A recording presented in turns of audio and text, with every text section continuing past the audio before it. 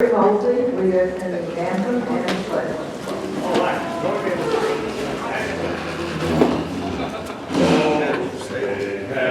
Can you see by the dawn's early light what so proudly we hail at the twilight's last gleaming, whose rush stars and bright stars through the perilous fight.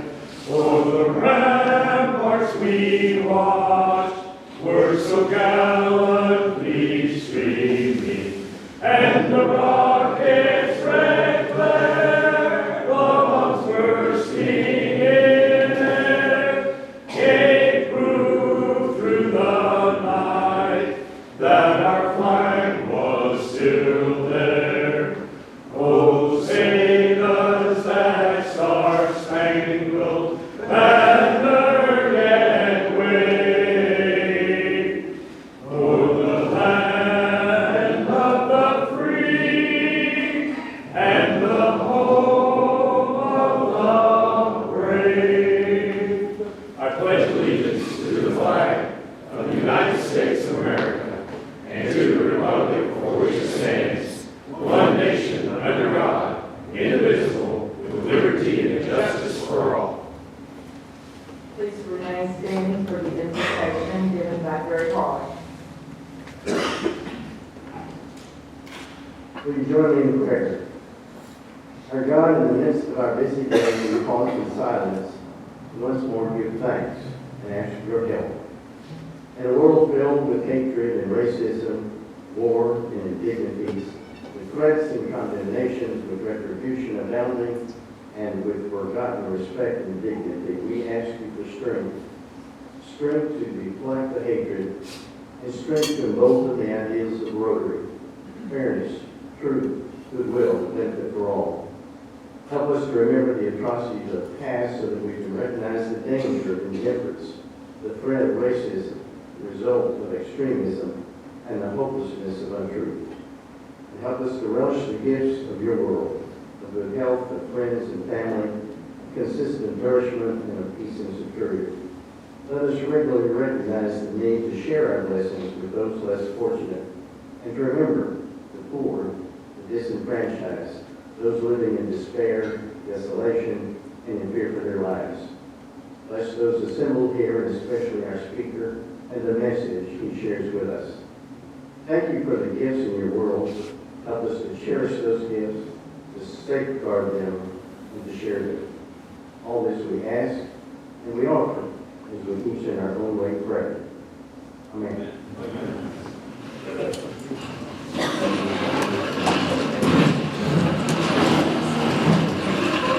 We have a few guests we'd like to recognize today.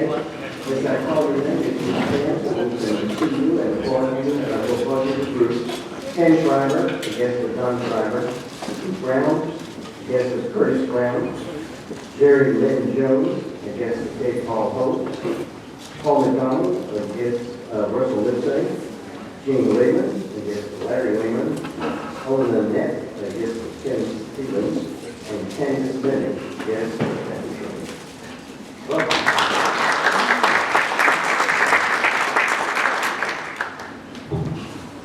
Next, we'll have Cody Ross with the Student Best Committee to introduce our students from Conley High School.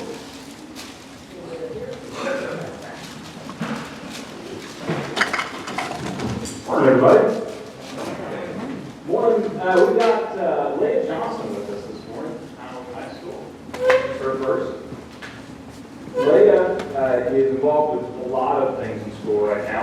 She will be headed to college after this. I'll let her talk about that a little bit more later. Right now she's involved with Cheer, AVID, Youth Congress, National Honor Society, PAL, Student Council, and Wendy Gear Up. Very involved right now, very busy person. She also helps out with the church, goes around with kids around there, helps out in the nursery, and is a member of the youth program. And then I'll let Leah talk about her plans after high school. Hello, my name is Leah Johnson, and after high school, I plan to pursue the University of Houston in order to be a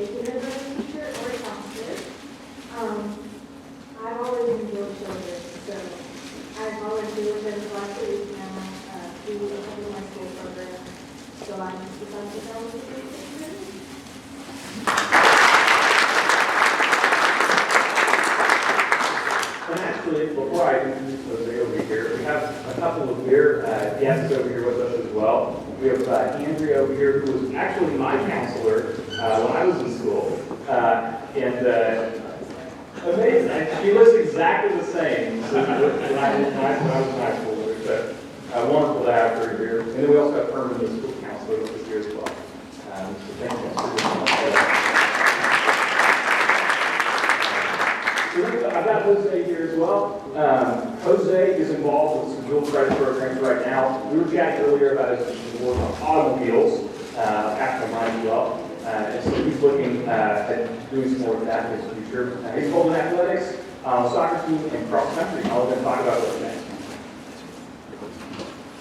My name is Jose Barella, and after high school, I'm not really sure what college I'm going to go to, but I plan on studying, plan on getting my 4-year degree in mechanical engineering, all of the science stuff, and anything as far as I can, and that's what I'm going to do that school.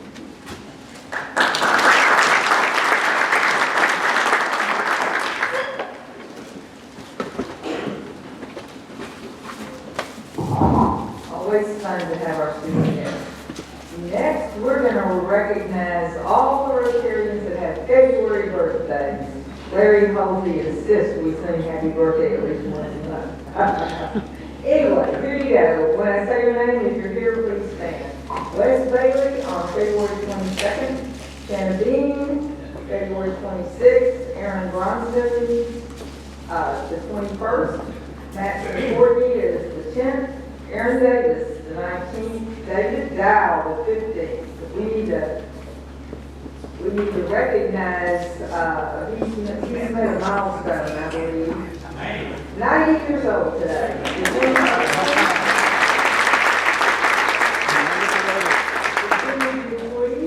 Is the 18th.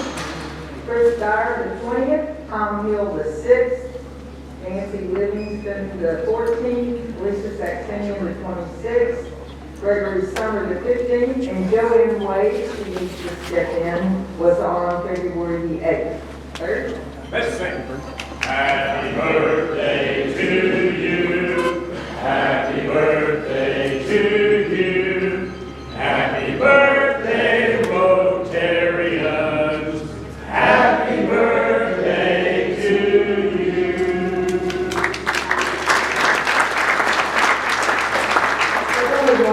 Somebody really sang happy birthday to you. I think that's kind of special.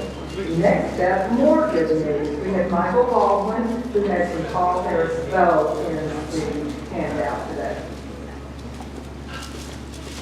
Paul Harris Fellow recognition acknowledges individuals who contribute $1,000 to the Rotary Foundation.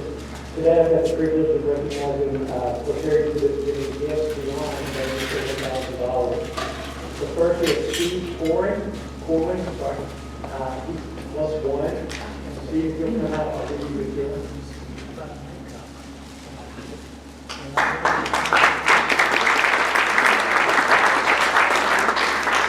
Herb Frost, +1.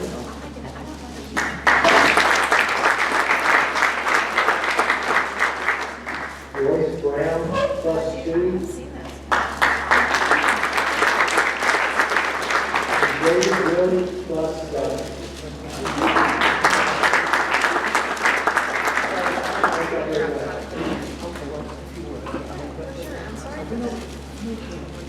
Thank you all for continuing to contribute and support the Rotary Foundation. It's amazing the work that they do, and that's what we're all about. So thank you very much. We have a few announcements. First of all, we had a resignation on the board of directors. Bill Halsey travels so much, he just didn't feel that he could complete his term on the board, and so the board has unanimously recognized Jim Erickson to complete Bill Halsey's term. I believe it expires in 2025, so we really accept that. That will leave us at this juncture in only one Rotarian will retire from the board. It's actually Michael Baldwin. So rather than sending out requests for nominations, etc., if anyone has an interest in serving on the board of directors, if you'll contact me I can give you the details, the responsibilities, and how much we appreciate your service on the board of directors. I believe on your places there you have an information sheet. We have a service project that Mike has graciously headed up, and the details are there, so if anyone is interested, you're going to talk to Mike about doing that Rotary project in conjunction with the American Red Cross. Also on your table is something that the board of directors made a decision at our last meeting. While contributions to the youth service fund are consistent and healthy, they are not meeting the level that we feel the fund should be at. With the youth service luncheon coming up in March, we give out $12,000 in scholarships. So that money is in the bank, and we're ready to distribute the money to those 5 lucky, or not lucky, but important candidates for the youth service awards. So we decided we will have to have a larger space, which will be downstairs at that particular meeting. It's on March the 25th. And we have to have a caterer because we didn't want to treat those lovely students to a box lunch, although they're delicious. So we do have some extra expenses for that meeting than we normally have. So we have instituted a table sponsor. We have 21 nominees for the Youth Citizenship Awards this year, and so we need 21 sponsors to sponsor a table. There's a form on the table. You'll just have a little card on that table that recognizes you or your company as the sponsor for the kiddos, and there's a QR code, making it really easy if you'd like. Payments would be made to the Youth Service Fund, which is a 501c3 account. And I think Tyler Martin is the one that has the heart of making this account more stable, and so he's already signed up to sponsor tables. So, and I can tell you, everyone on the board decided they will sponsor tables. So I think we've got about 12 sponsors. We need 21. So think about it and let us know if you can help. So now we come to the sermon of the day and our program. And so I would like to introduce Jen Harry Harlech, who is he is instrumental in having our speaker here today, and so Harry, let's hear it. Thank you, President Rosemary. I'm delighted to be able to do this today. I'm going to introduce a guy that probably is the most recognizable guy in the Texas. But he's often called Brad Livingstone. Baylor University first gentleman, Brad Livingstone, has dedicated his professional career to secondary education. Brad, as Baylor University President Linda Livingstone met at Oklahoma State University, where both played Division I basketball and were involved in developing the Fellowship of Christian Athletes. This year, the Livingstones celebrated their 40th wedding anniversary. A native of Okmulgee, Oklahoma, I hope I said that right, Brad, was a 3-year letter winner at Oklahoma State and toured Europe in 1983 as a member of Athletes in Action basketball team. Brad earned a bachelor's and master's degree at OSU and currently serves as a history teacher at Vanguard College Preparatory School, where he also taught in the 1990s and early 2000s when the Livingstones first lived in Waco. He previously served as a teacher of Oak Christian School in Westlake Village, California, and as the high school principal and history teacher at Trinity Christian School in Fairfax, Virginia. One of Brad's academic passions was World War II. At each stop in his career in education, he has taught a class on the subject in which veterans visit the classrooms to share their stories with students. He says, I started the course well over a quarter century ago at Vanguard, and I've taken it with me to Southern California and to D.C. It's an incredible experience when I get to welcome World War II veterans and Holocaust survivors into my classroom. These men and women were only 17 or 18, the same age as my students when they experienced the war. He's been recognized as Teacher of the Year 5 times by 4 different educational organizations during his teaching career. And perhaps his best accolade comes from my son Josh, who named Brad as his favorite teacher in Vanguard 27 years ago. I'm delighted to welcome Brad Livingstone to our program today.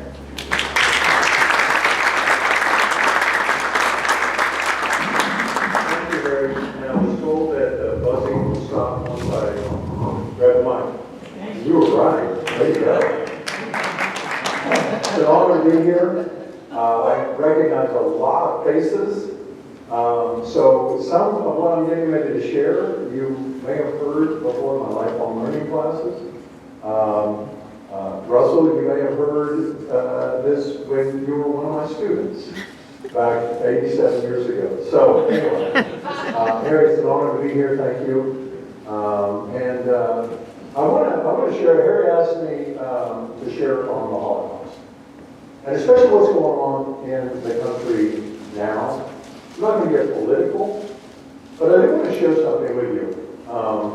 And I'm so appreciative of these commercials that you see from time to time that talk about anti-Semitism is on the rise and it needs to stop.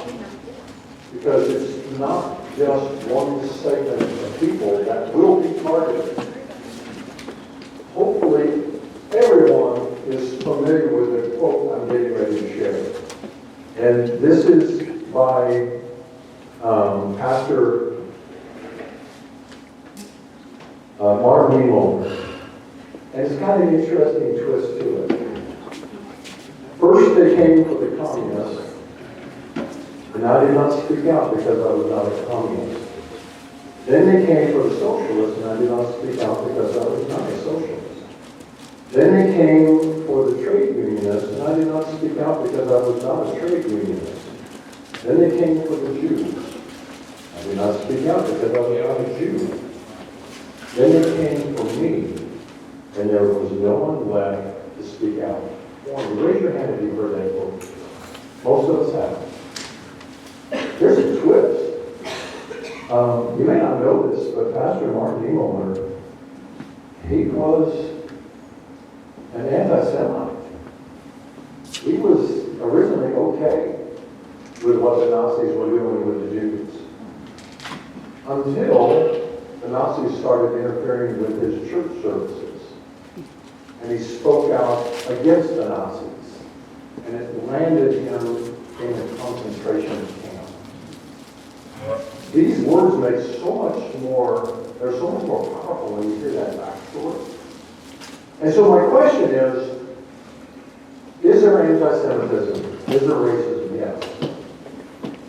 Can we ever defeat it entirely? No. But we can contain it. And here's my suggestion. How do we do that? And this is why I'm so thankful that we have high school students here. Because I absolutely believe we can contain this through education. If you think back on your life growing up, how many of us really were taught about the Holocaust? I think the older we are, probably the more we know about it. But I'm going to share with you a short clip, really disturbing, where some people went out, and this is in Southern California. I used to live there, off there for 12 years. And they asked individuals, what do you know about the Holocaust?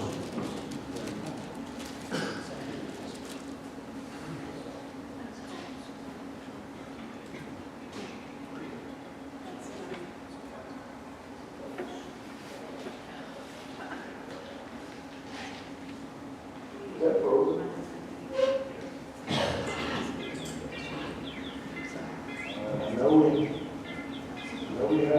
Jewish and deeply concerned with generations forgetting one of the greatest tragedies in the history of the human race. Adults devastation and murder of 11 million people, including 6 million Jews, to what's commonly called a Holocaust. The German statutes are never forbidden, and the Nazi salute is illegal. And in Austria, viewing the denial of Holocaust was crazy. I'll throw you in jail. Okay. Germany still wants to keep alive the memory of that horror. It has mandatory Holocaust education for its children. This is because it's been widely said for those who forget history. Yes, there will be. Now, what's What do you know that means? He was, what's it called? He was kind of president. What do you know that Adolf Hitler? I really don't know anything about it. Have you heard of Adolf Hitler? No. You never heard of him? I vaguely remember him. Who was Adolf Hitler? He was the guy that was he German? I really don't know much about him. Who was Adolf Hitler?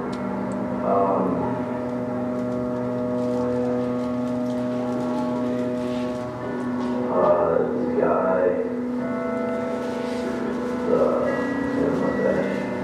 Who was Adolf Hitler? he was the communist president of Germany. Who was Adolf Hitler? I don't know. You have no idea at all? No. He was a communist. It's like an actor or someone. He played something about Holocaust. So tell me what you know about Adolf Hitler. I don't know anything about him. You never heard of him?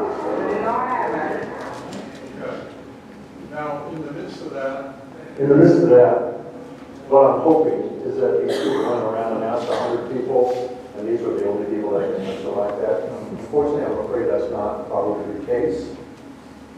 But what I want to do, that's a scary situation that needs to be eradicated. And so I looked this up. How many, and he mentioned this, how many countries have mandatory Holocaust in their curriculum? And most of the countries that have mandatory Holocaust classes, Austria, Germany, Western Europe, Australia, Canada, the United States does not. However, there are 23 states that in their curriculum guides have mandatory Holocaust sections. Texas being numbered among them. And so it is happening, or at least it's supposed to be happening within our schools. But obviously we should be doing a much better job. Now, I want to share real quick a couple of situations. I've always heard of Holocaust deniers. I just never understood. How can somebody deny the most documented crime in human history? The Nazis documented what they did. For many reasons, they were very proud of what they were doing in eliminating the Jewish race. So they documented everything. How can people deny it? Until, raise your hand if you've seen the movie Schindler's List. Okay. A lot of young people have not seen that movie. I do tell them to see it, but don't see it alone. To this day, it's still the most shocking movie I've ever seen. In fact, when I was teaching in Vanguard in the 90s, I was invited by one of my students to go to a special showing from a synagogue here. So my wife and I went, and I remember leaving that movie, and I was so afraid that somebody was going to talk to me.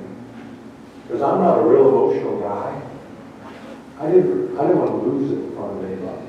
My wife and I went into our car and we bawled our eyes out. It's still the most emotional movie I've ever seen in my entire life. I see a lot of your head shaking. That, yeah, you understand where that's coming from. I was so enthralled with it, I went to our head of school, the Vanguard. I said, we got to take a high school to go see this. And Dr. Gold saluted. But we got to have a permission for it. So we only allowed sophomores, juniors, and seniors to go see it, obviously because of the contract. But they had to have a permission for it. So I had them all out and I'm getting back in. This is the first time I've ever been confronted with a Holocaust denier. So I'm collecting, and you know, as a teacher, you think, okay, logistically, this was really hard to do, to schedule an appointment time at the theater to go see it while it's still being aired. And so we got all that worked out, getting the permission form, and one of my students, a senior, one of the sweetest kids I've ever taught in my life. She's handing me her form, and she says, I have a message for you, Mr. Livingstone. And I really thought in my mind, knowing the work that went through this to get this done, is like, you're like the best. You are awesome, Mr. Livingstone. Thank you for doing this. And he says, I have a message. It's not for me, Mr. Livingstone, but I have a message to you that it's a shame that a teacher like Mr. Livingstone is being sucked into this Jewish nonsense and propaganda.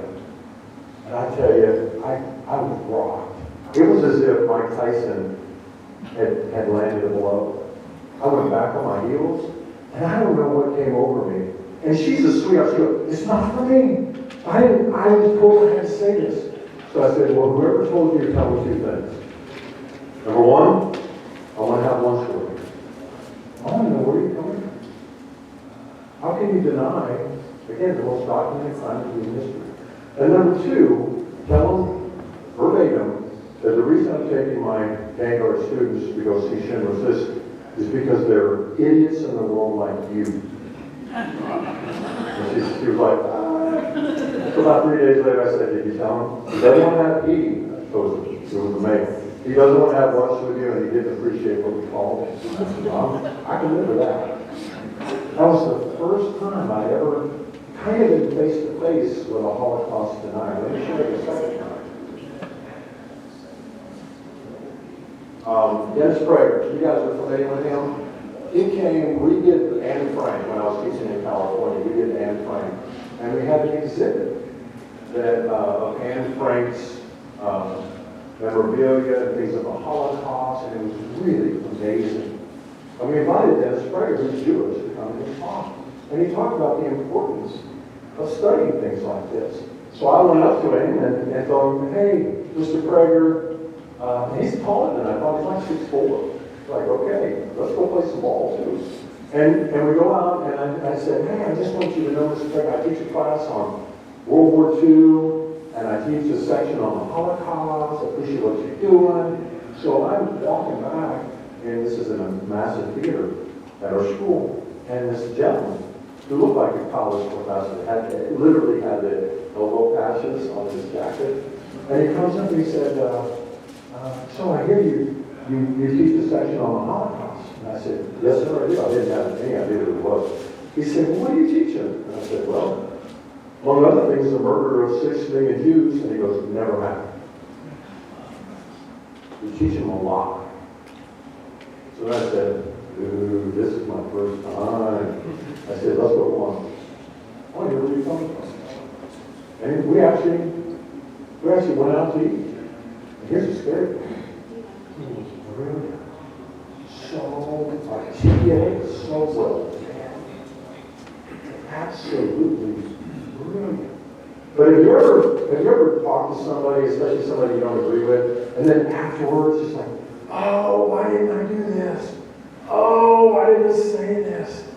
I was literally 15 feet from Dennis Prager when this gentleman came up to talk. If I could just rewind, this is what I wish I had said.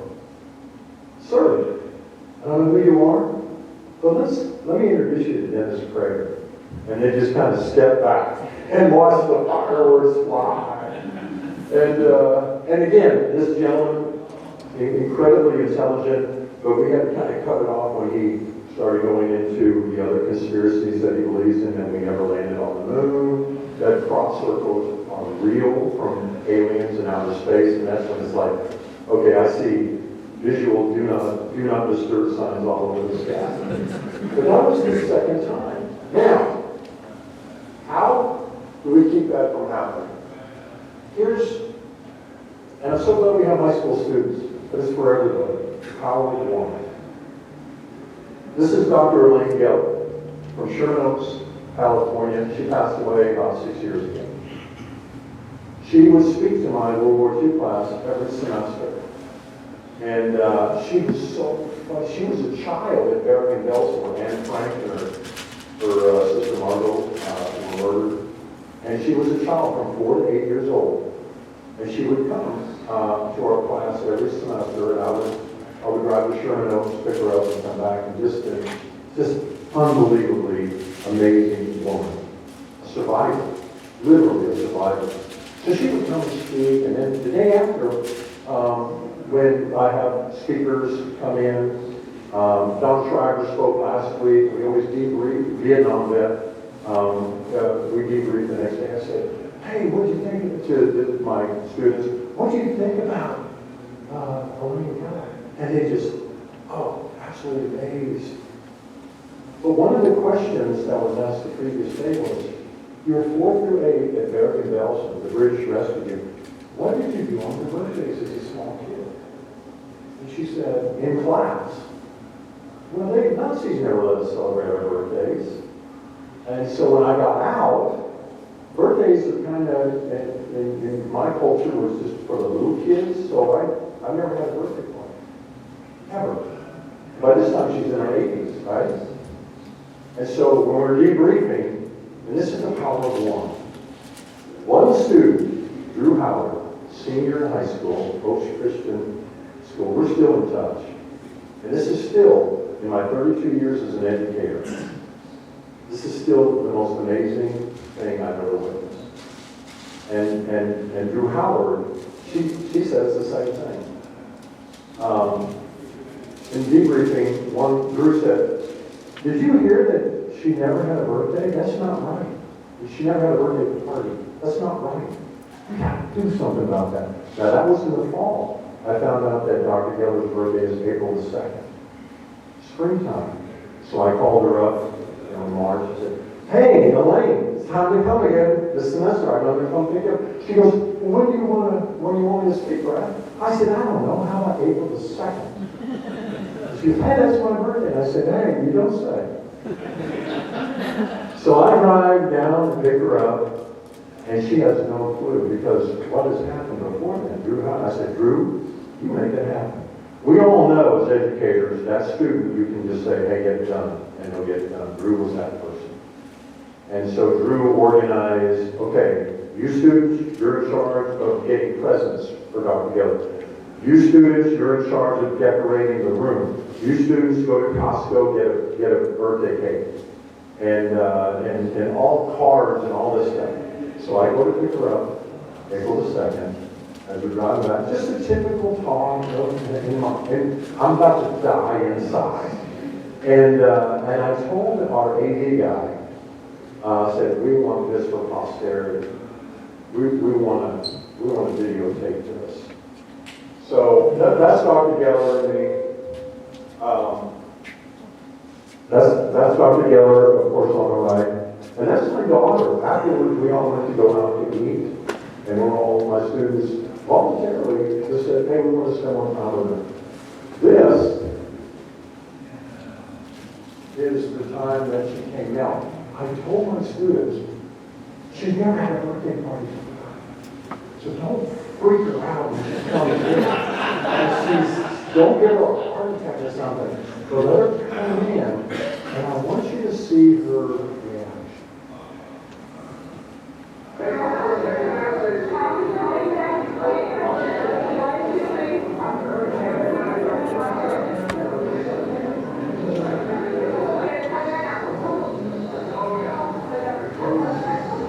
Excellent.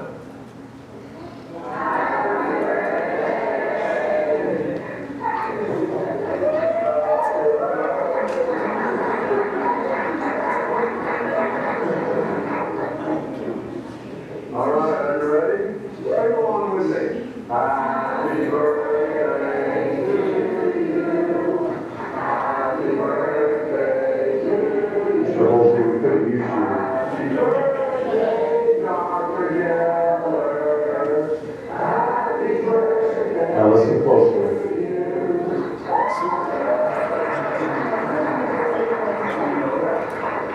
Did you hear what she said? Will you say that again? This is my first birthday party ever. And I never want to have another one because I want to remember this one. And to you, I said, no matter what, Fast forward just a little bit. Because I want you to, normally I have,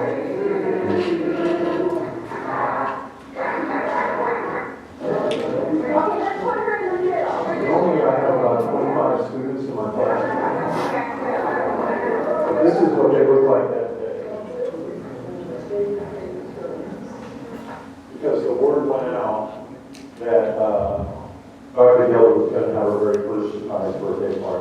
Now, I want to close in this way.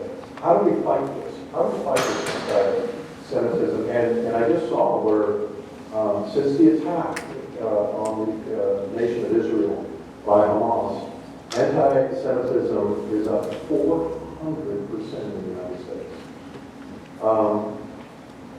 Again, I go back to number one, education. People need to know what the Holocaust was and its ramifications. But number two, especially with our young people, the power of one. Drew Howard changed the lives of so many people just by that one event, myself included. And this is how I know that Dr. Geller was so thankful. On the drive home to Sherman Oaks, he said, Dr. Geller, she said, outside of surviving the Holocaust, this is the greatest day of my life. Thank you for letting me come today.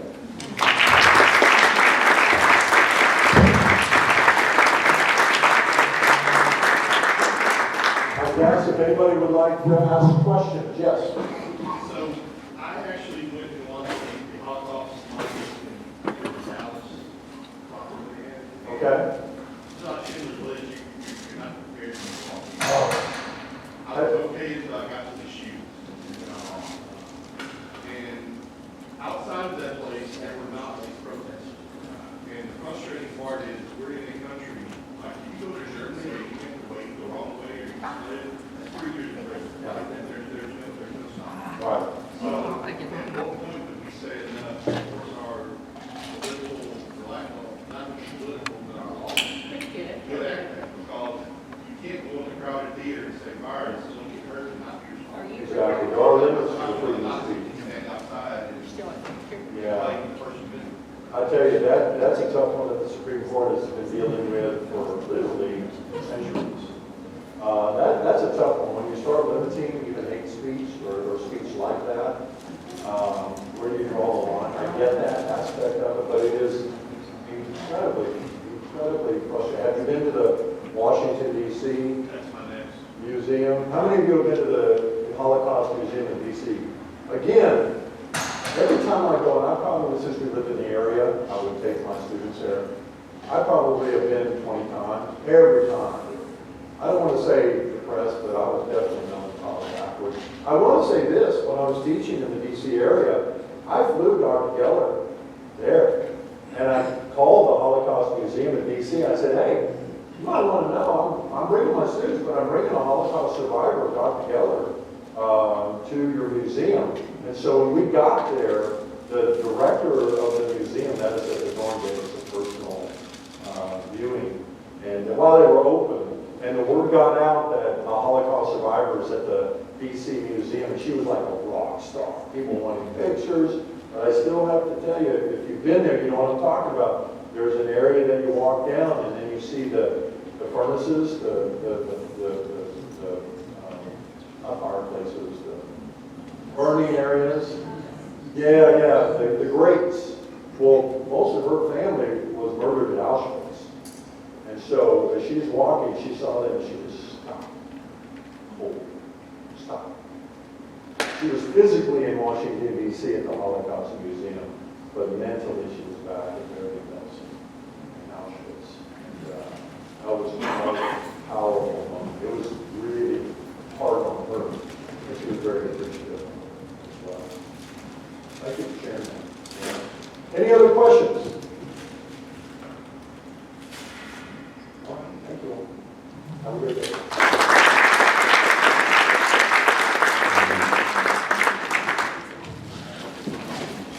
We really want to thank you for the program today.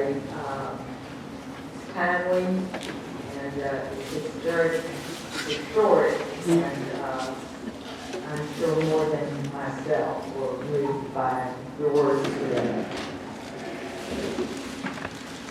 I'd like to re-welcome our Rotarian guests today. If you have an interest in joining us, we do have applications on hand.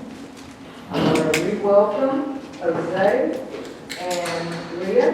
We thank you for being here. Thank your counselors for bringing you today.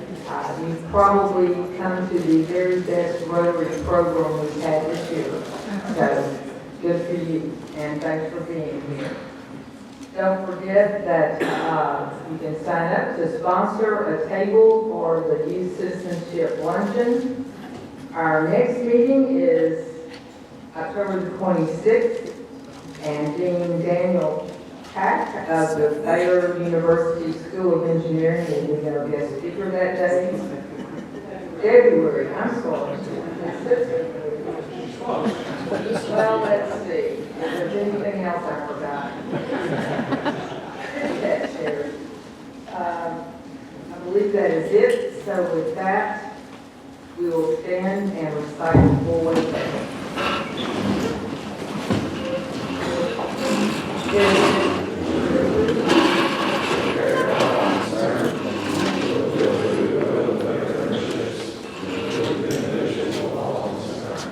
Rotary is adjourned.